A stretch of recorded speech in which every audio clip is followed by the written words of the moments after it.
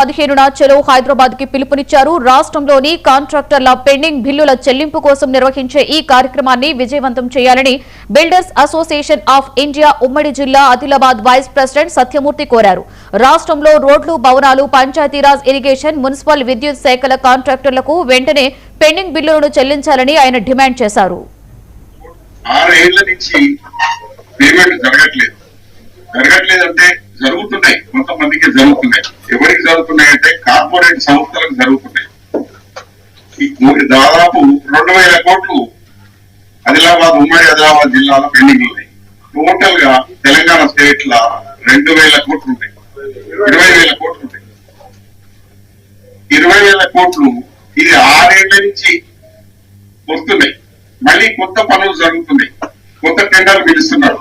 అసలు ఇట్లా జరుగుతున్న ఈ కొత్త టెండర్లకు మళ్ళీ 20,000 కోట్లు ఎప్పుడు ఇవ్వాలి, ఎప్పుడు అయిపోవాలి? దానికి మా డిమాండ్ ఏంటంటే, పని చేసి ఎట్లా పని చేసిందో ఫస్ట్ ఎవరు ముందు చేసిందో వాళ్ళకి పేమెంట్ ఇవ్వాలి. ఒకవేళ పేమెంట్ ఇయ్యని పక్షాల ఆ పని మీకు అవసరం లేదని భావిస్తే అగ్రిమెంట్ క్లోజ్ చేయండి, మా బ్యాంక్ గ్యారెంటీలు మాకు ఇవ్వాలి. ఇది రెండోది.